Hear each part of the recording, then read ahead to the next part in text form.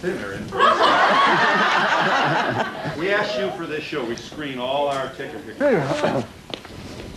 One of the best things you can do for your marriage is not have sex. Wait a minute. Cheryl and Tim Northcutt married 10 years today. Yes. You have our congratulations. Thank you. 10 big ones.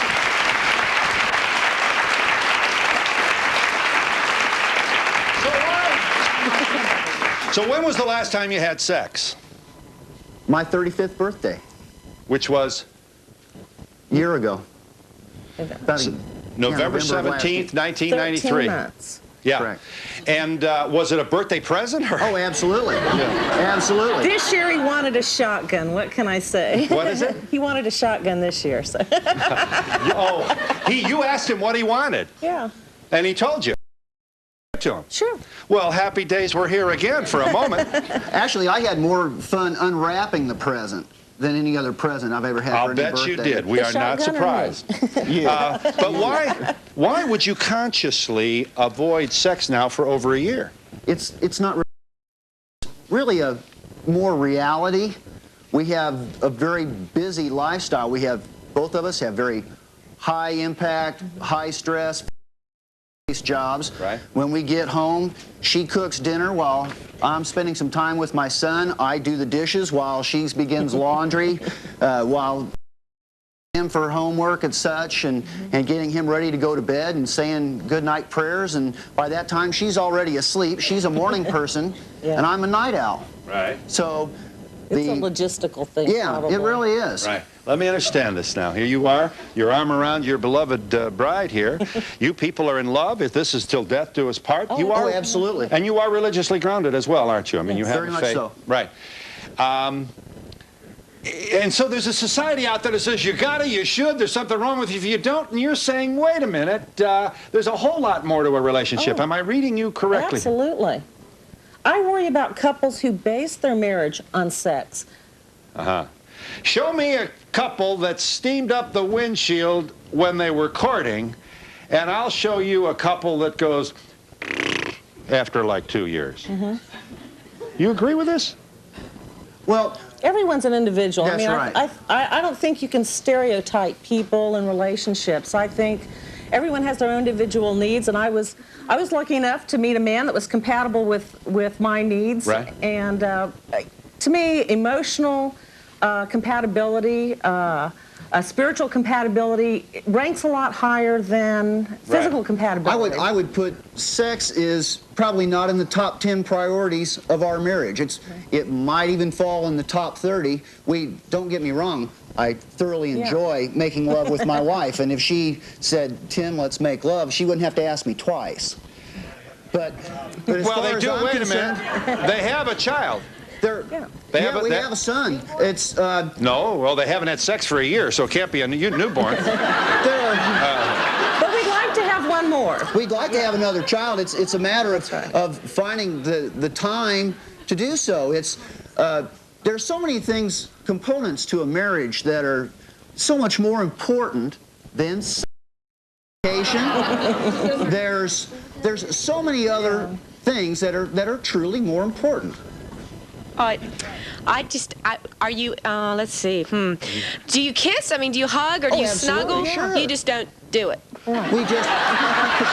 We can find time to hug and kiss. But we just, it sort of takes the fun out of it if you say, okay, I'm going to hire a babysitter. I can afford 4 hours of a babysitter, so we're going to do it from 7 to 10 or 7 to 11, then we'll pick up. That to me, I like sex to be spontaneous. But when you're working under, a stressful job and deadlines and trying to balance being a mother and a wife and paralegal, it's difficult to work it in, and so far we haven't. You did tell us, Cheryl, I have felt guilty at times because society is always bombarding you with sex. Oh, absolutely. And the law firm, God, don't tell them where you work, I mean, because we haven't had sex in 13 months. Yeah. Well, to me, just look at perfect example. If you buy this beer the Nordic bikini team's going to rappel down the side of your house. They're going to swing into your living room. They're going to jiggle every movable body part in your face before they have group sex with you. And the tagline on that commercial is, it doesn't get any better than this. Yeah. There's more to life than sex. There really is. And I think, on a relationship to place such great emphasis on sex. And on young people. What's kind of a statement is this for our young people, you know? Yeah. You also, you have made the comment that if lust is a major part of the early attraction, it doesn't necessarily mean or foretell a long. Right. And so absent the sex, then you get to know each other from the heart. Right. Separate from all the political I don't know, energy that might. Societal trappings. You know? It's what? It's separate from the societal that we're supposed to lust for each other and be, you know, groping at each other, and you know, I don't get it. If someone can explain to me why we're so abnormal, I'd love to hear from y'all. Well, that's why we've assembled this audience here to explain this. You said you'd like to have another child. Yes. Sure. Cheryl, I assume you think about your body clock. Absolutely. How old are you, may we ask? I'll be 42 in January.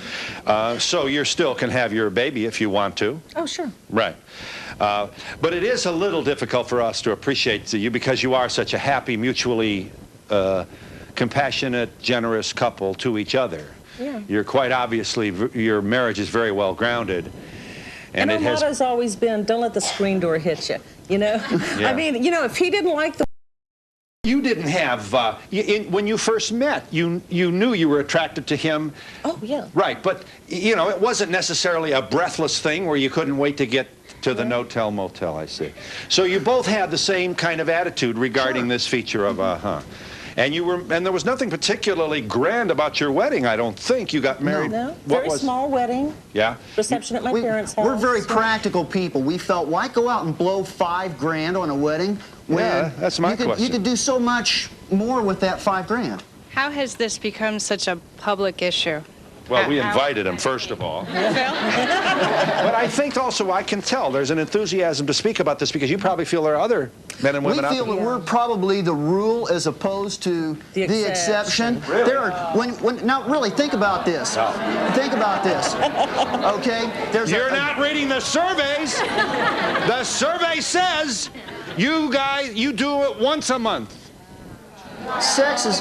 Some of you do it twice a month, and we know who you are. We're going to have you stand up. Yes. How was your sex pattern the first 9 years of marriage?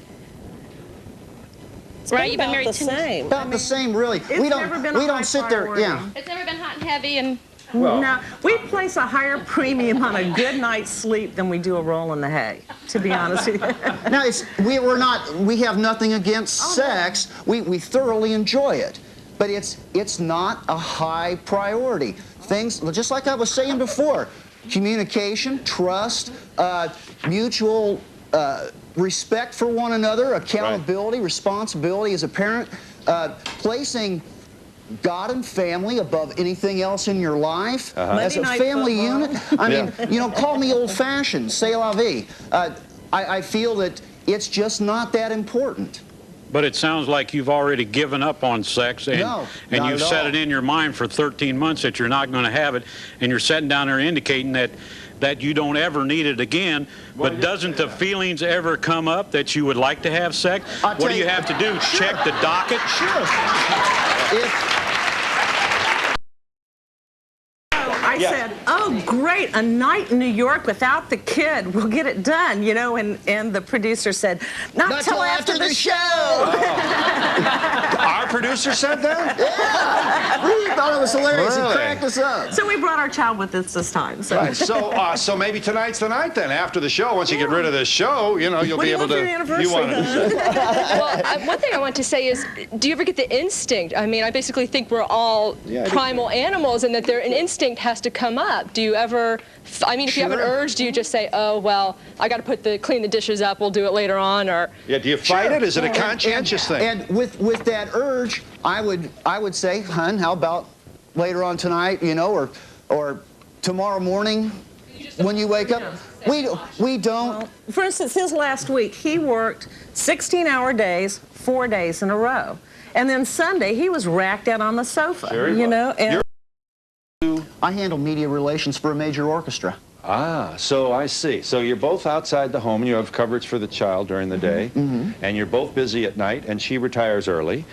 And you are here to say that you believe you are not couples. The difference between those couples and the I'd ones... like to elaborate on that, really. People don't talk about this. yeah, it's don't very talk about it. taboo. Yeah. I'll give you a chance to elaborate, Tim. I want you to. But first, let me just say that in a moment we'll meet another couple, same thing, and a marriage counselor who, as part of her counseling, says, no sex, you guys, for a while.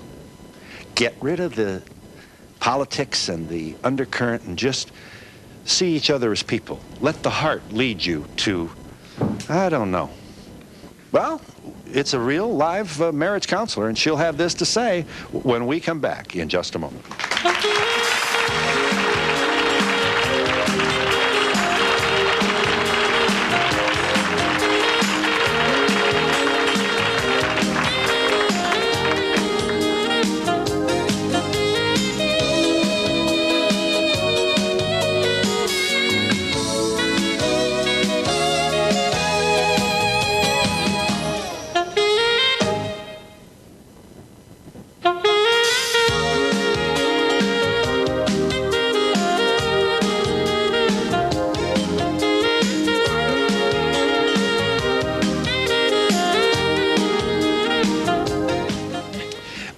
Adib and Marta Fakuri are here. You've been married for 12 years. You have 2 girls. And the counselor that you had presented yourself to very lovingly and want to fix it, don't necessarily want to sleepwalk through life, is Loy Young, who joins us. So you've been celibate for a day and a half? 8 months. 8 months. 8 months. Yeah, how you doing, Adib? I'm doing well. Yeah? Was it easy always at first? Or? Hell no. No, it wasn't. So the first week was about a year and a half long then, wasn't it? About the first 3 months. Really? Actually, yes. So were you crabby, or what did you do? I mean... Oh, I was ready to leave about 5 different... Yes, it was incredibly difficult. We were... It was like having to withdraw from drugs almost. Not that I've ever been a drug addict, but it was certainly an addiction. Right. Why would you consent to this kind of punishment? Well, our relationship wasn't doing very well. And as I saw it, we actually... Right, and your kids aren't that old. They can't be. You're hardly ancient yourselves. No. How old are they? 9 and 8. So you guys were shook about it then, certainly depressed and wondered. Right. Very much. Okay, go ahead. I cared enough about not just my children, but my partner that I wanted to. This is worth the effort. Was there a? Did sexual politics enter your relationship and undermine it, or was making it difficult at the time? Well, sex was, for us, a tool that we were using to control one another. You always did, and she seldom did? Hey, all I wanted was sex. Right. I wanted to fill myself emotionally by having sex. Right, and Marty, you were... How were you responding? How was I responding to Adib's needing to have sex? Or did you have a headache? Or I mean, I don't... Often. Right. We just want to get the... You don't have to show any Polaroids here. We just want to know what...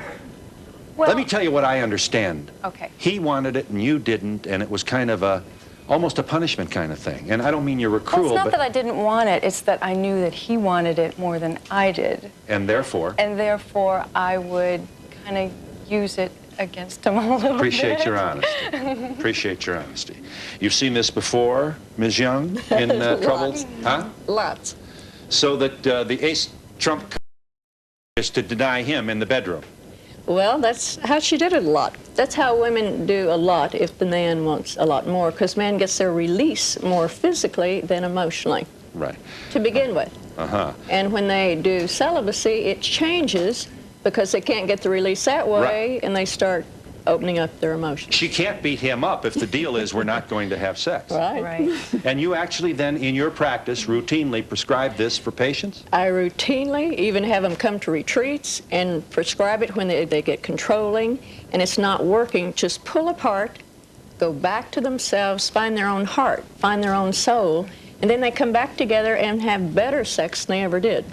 So if you can see, I get different kind of clients. Right. Well, it's been 8 months now for Adib and Marta, who have sincerely shared with us honestly shared with us the problems they were having. Right. They don't want a divorce. They've got the kids. They love the daughters, all this and so on. And so 8 months. Well, how long do you put the young? I'm not on the rack anymore. You're not? All right, No. well, tell me about that. Straighten me out here. Because it's important. Huh? Well, once I got over the difficulty I had with having a strong need to have sex, Loy, through the counseling that Marta and I have been doing with her, really was helping me transform that physical sexual need into an emotional, heartfelt sensitivity. Yeah.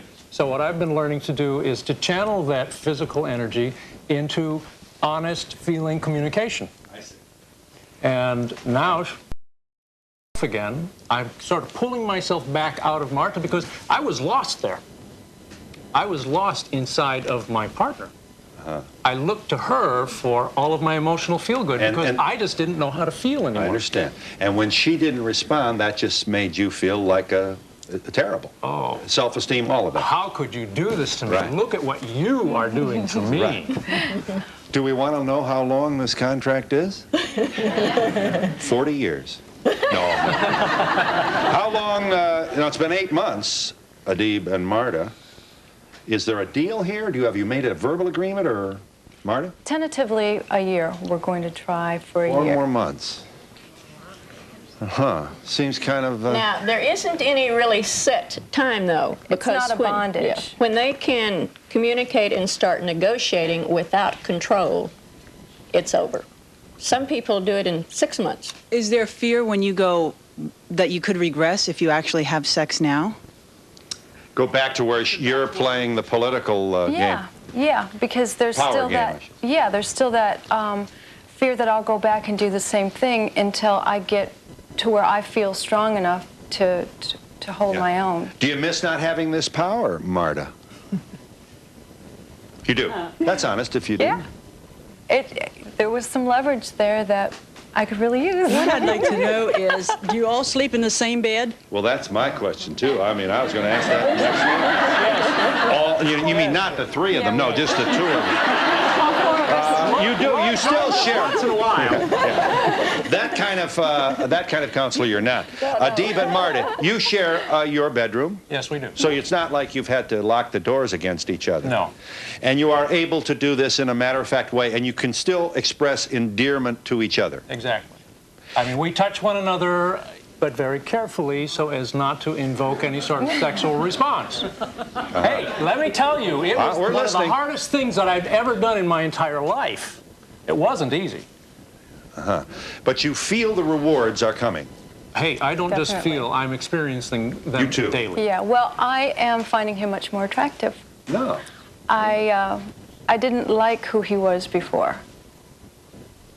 Well, in all my born days. I mean, can you imagine? A counselor says, you want to fix your marriage? Don't have sex. I'm actually remembering the man I fell in love with. I'm seeing the one that I fell in love with. Have you had any sexual problems in your past that could be causing this now? No, I think the only sexual problem was that you were using it as a, denial. In the past, have you had any bad sexual experiences? Other bad relationships with other people that could be causing this now? No? No. No. This, Our sexual problems really started when we had children anyway. It was very good before that. A woman is going to be here in a moment who's 36. She's been celibate for 7 years. She did it on purpose. She has flat out no interest in recreational sex. Mm-hmm. And she decided that being celibate allows her to put her own energy into herself. We'll meet her in just a moment.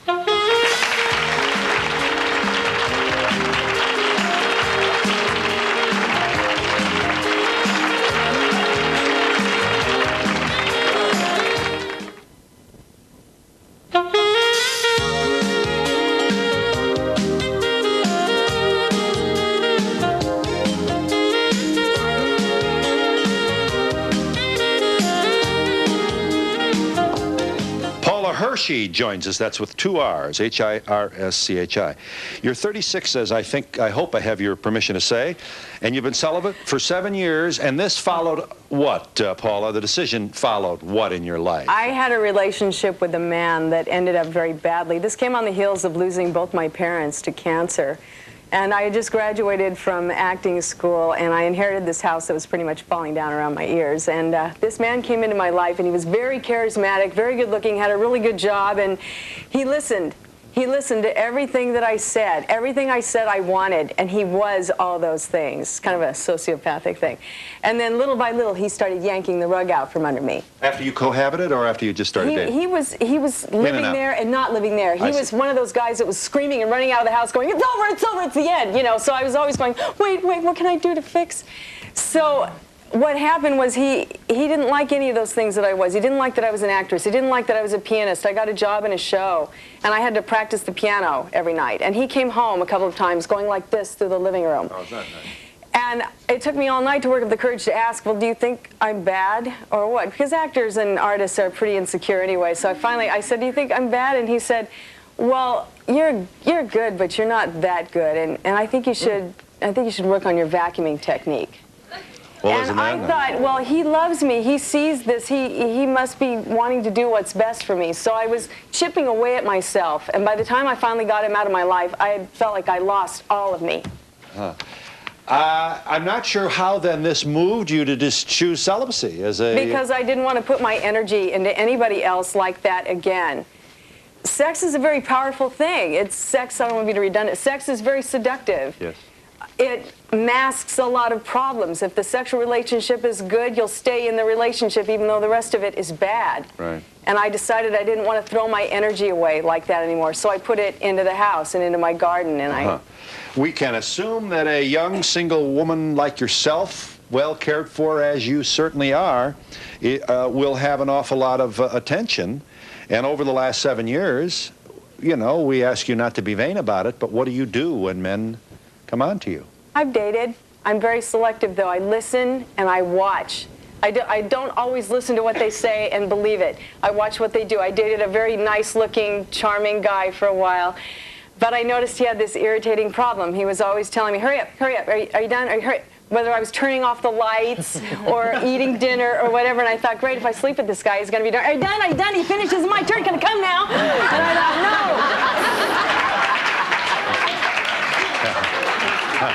Well, I never thought I'd find you applauding that.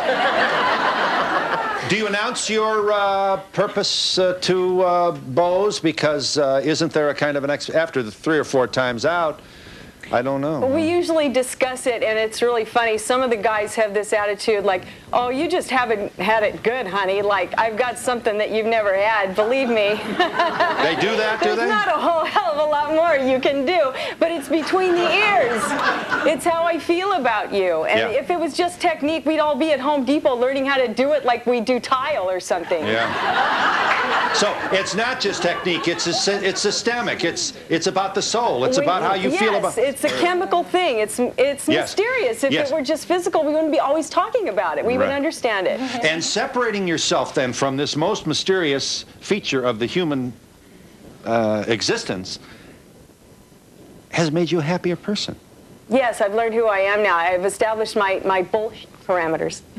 Nobody's going to get in there again and make me forget who I am now. So it's about avoiding head over heels, and then all of a sudden you wake up and you're with a jerk. Well, yeah, because I think women put a lot more energy into a relationship overall than men do. Look at the way men and women have each other over to dinner. If a woman has a guy over to dinner, she spends a week cleaning and then shopping and then the cooking and the candles and everything. A guy has you over to dinner, you'll be like if he pours bleach down the toilet. You know, you walk in there and go, oh, an interesting place for an aquarium. Look at all that green wavy stuff. Next time I come over, I'll bring you a goldfish, you know. So it's just different. Men take this for granted. Women work hard at it. Yes. Are you planning on not ever having sex again, or are you waiting for Mr. Knock You Off Your Feet? I'm interested, and I'm looking. I'm always looking. And in 7 years, you can't find one? I actually... I can line you up if you want to. Oh, baby. He's so good. Why aren't you dating him? Well, I am, but I share. I'm just kidding. I don't know if I'd like... Joke. I'm just kidding. No, I'm looking, I'm open to it. There for a while I was very militant about not dating. I would tell people flat out, I don't want to date, I'm not interested, I just want to garden, you know. You are seated. You are seated next to Debbie McIntyre, who for 2.5 years has chosen celibacy. Yes. And this followed a very sad event in your own life. You lost a best friend in 1992 to AIDS. We will discuss with Ms. McIntyre her own take on how the absence of sex has enhanced her own ability to know who she is and be happy and get out from under a world that says you must, you should. We're going to count the number of times. We're going to take a survey. We're going to do everything to find out why you're not doing this. Why should this be a negative, these folks ask. And we'll be back in just a moment.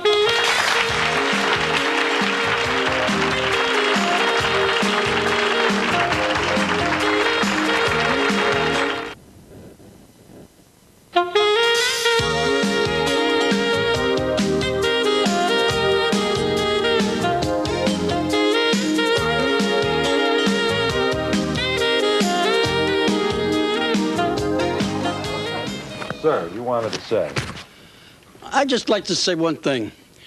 You got your youth ahead of you. Get all you can now, because when you get to this age, brother, you're getting nothing.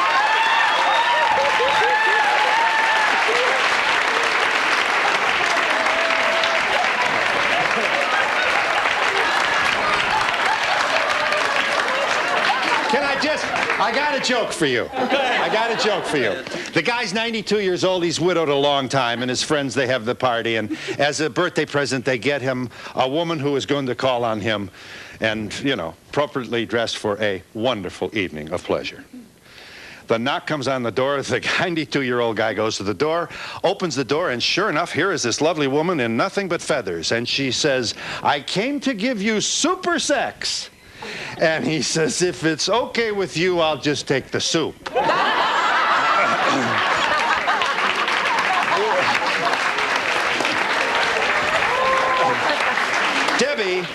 Debbie, you're 30-something. 30-something. Would never have guessed. And it's 2.5 years from now. Your best friend died of AIDS. This got your attention. Talk about this here now.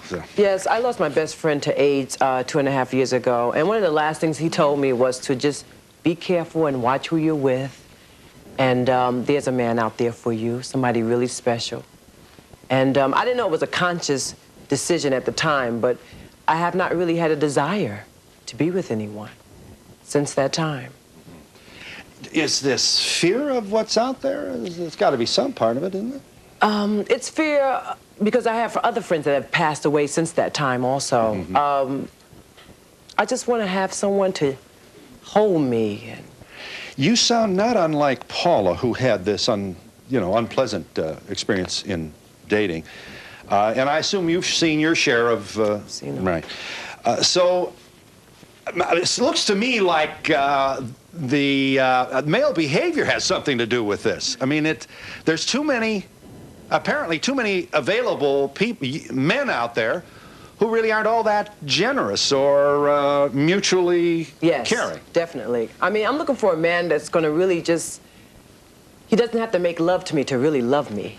Mm-hmm. Amen. Hold me and touch me and just make love to my mind. Make love to my mind. Yeah. And, and no more wham, bam, thank you, man. Right.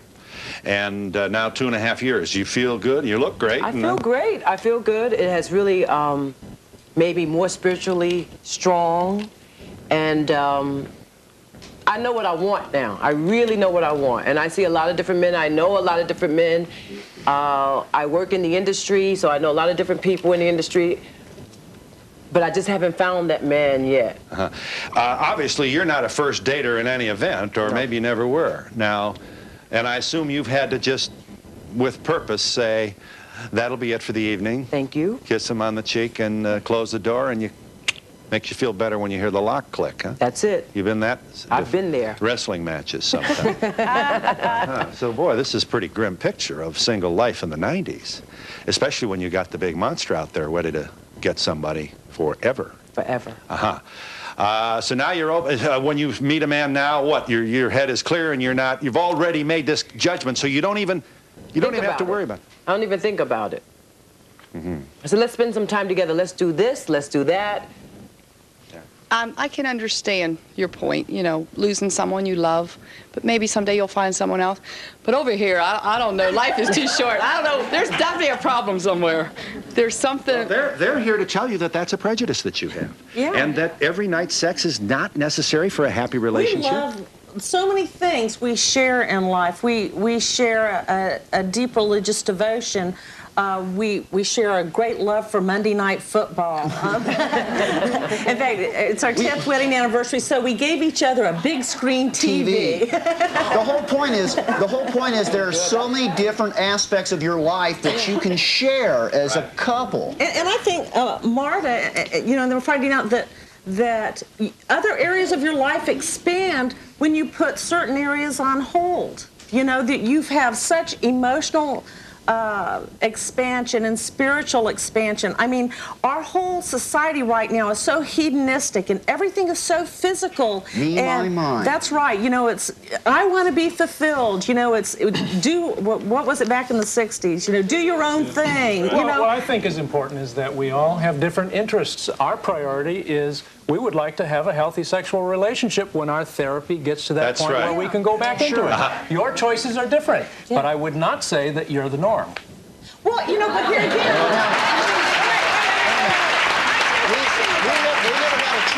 We never had a chance.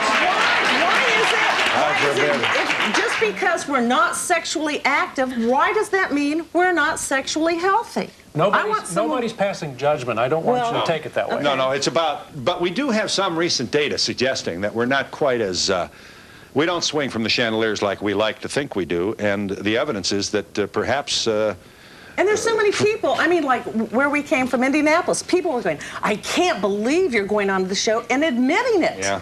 You know, I mean, we're not here to brag about it, but we're here to say it's normal. You know, there's other things to life. Yeah. Grow up. You know, I can say if it works for you, it works for you. Me and my wife, we've been married 22 years, and it seemed like we had built-in safety checks with children, grandchildren. So why add another problem saying we can't do it? And you had mentioned about being spontaneous. How can you be spontaneous when you're saying, no, we can't do it? That's the whole point. We haven't said that. We have not formally sat down and discussed we will not have sex. Yeah, it is a point in safety. That's what I said at the very beginning. It's a reality of our lives. It's a lifestyle more than anything we have else. not had the time. Well, hang on a minute. We'll give you a chance. This audience wants you to go to bed right now. I mean, that's... I don't know where we get them. Here's a woman... We got married on a Saturday night, and we went to work Monday morning. I've got an author here who wrote a book, no kidding, here's the title, Celibacy is Better Than Really Bad Sex, and we'll talk to her in just a moment.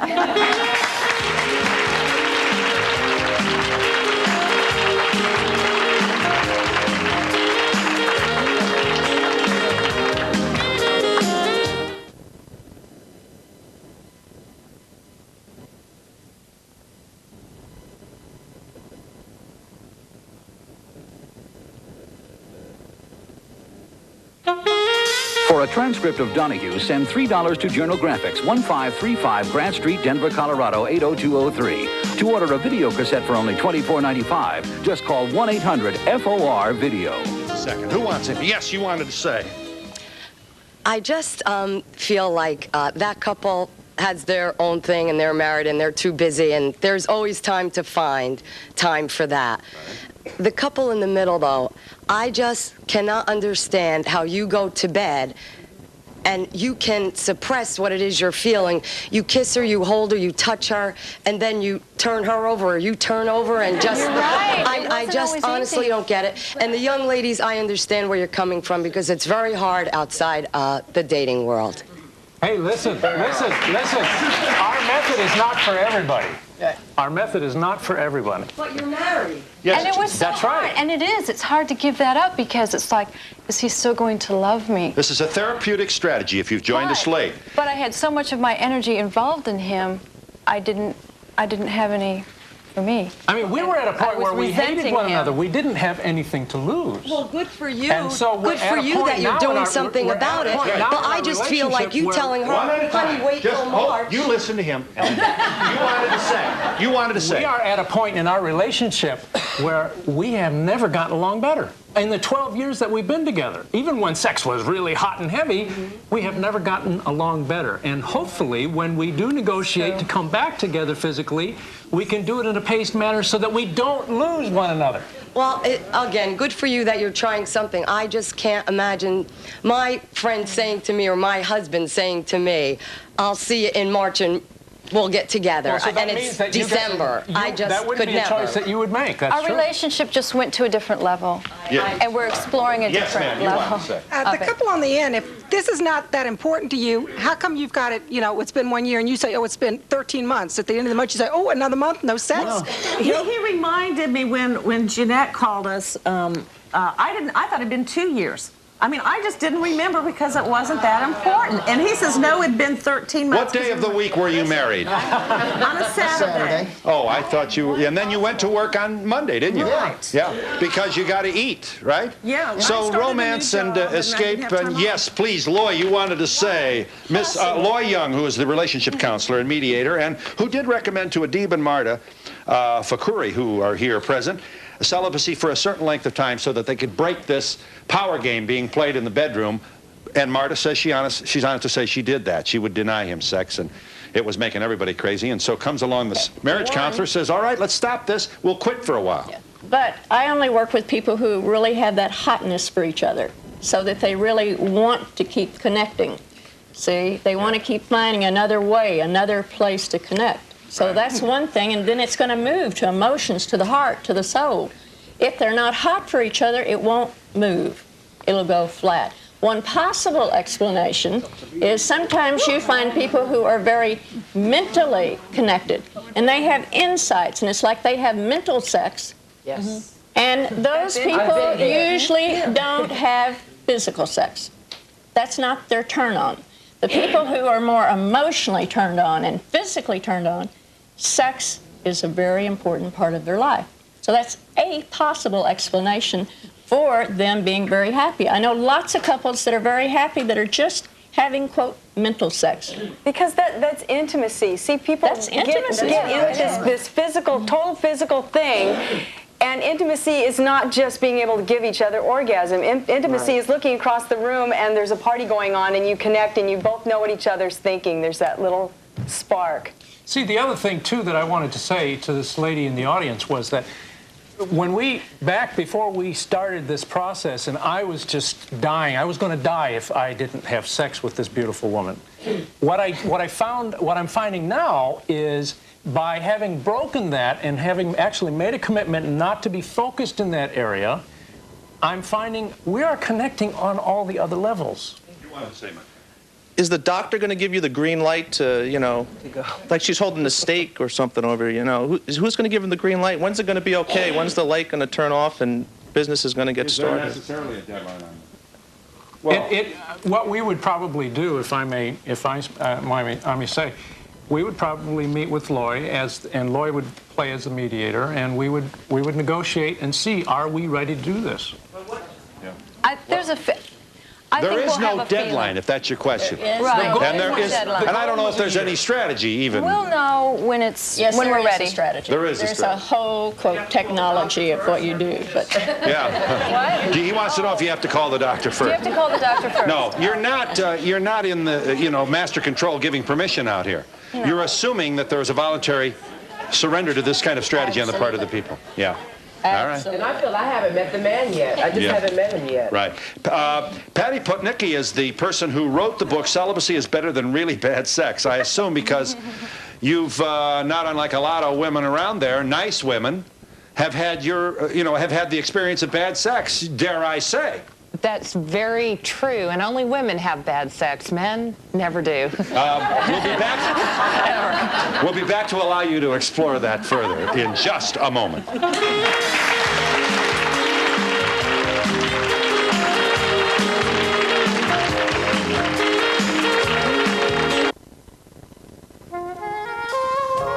Are you jealous of your husband's first wife? If so, give Donahue a call at 1-800-205-7445. That's 1-800-205-7445. Yes. Well, I just have for the couple, the first couple we talked with, that said they don't have time. Right. For the first 6 years we were married, we didn't even work the same hours, and I'd come home, he'd already be in bed, and I'd be sound asleep, and he'd get up and leave the house, but we seemed to always find enough time. I'd be pissed if he woke me up out of a sound sleep. You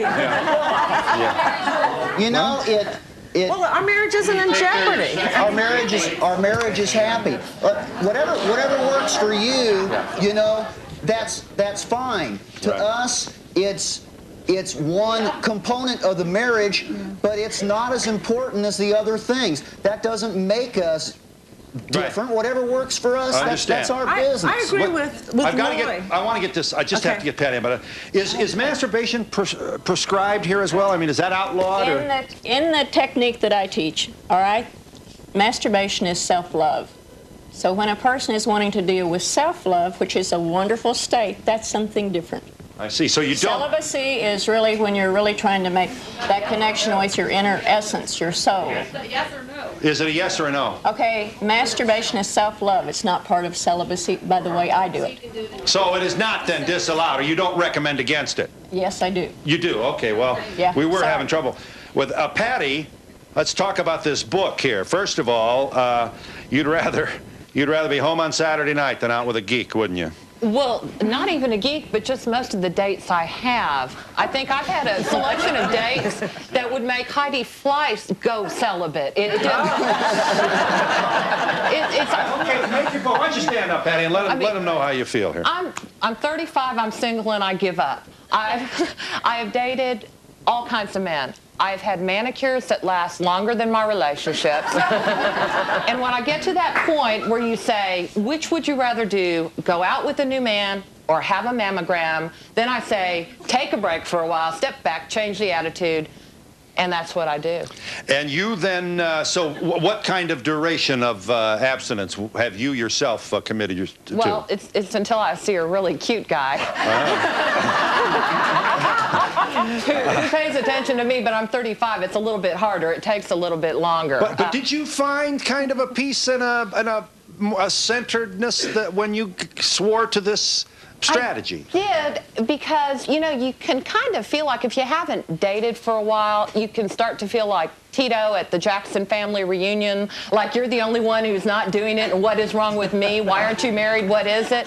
And so if you step back and you start doing things, it's true. I'm Tito, the poster child, 35, single, Catholic family. Oh, boy. Yeah, well, that's true. If you didn't marry in my day, by the time you were 25, your mother started a novena. Exactly. Oh, there are candles burning you for want me. to break this? Look, you're saying, hey, I'm fine, I'm doing good, I'm not drinking too much, I'm enjoying my life. Sure, you want a man someday, but separating yourself from all these painful things that you've been through, which you've successfully done by forswearing sex. Yeah. Interesting. Well, forswearing, you know, like I say, I'm not a first date person either, and most of mine don't call back, so it makes it a little bit difficult. Part of the problem has been finding a willing partner. I will admit to it, but, you know, I just keep waiting for the right guy. Anymore, I think having any kind of sex instead of waiting for good sex is like saying I'd rather have spoiled rotten hamburger meat is better than no meat at all.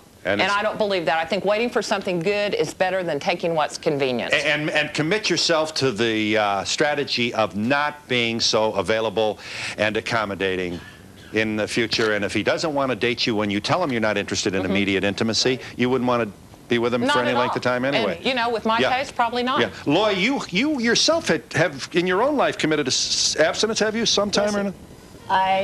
You know, I researched on myself, and I was in a wonderful marriage, a great-looking husband, and it was very hot.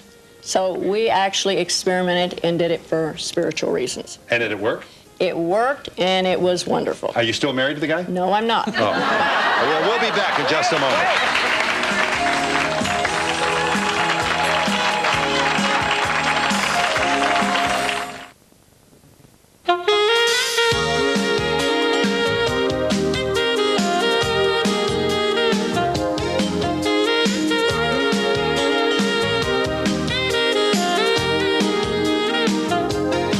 This woman went to jail to keep her kids. Who wins and who loses in bitter custody battles? Next, Donahue. Loa Young wanted to make herself clear. Absolutely. Just two things. So one, I really want to take up for the guys, because years ago, it used to be the women who would complain about the men. In the last 5 years, the men have come in more complaining Services about provided and promotional fees paid by the following.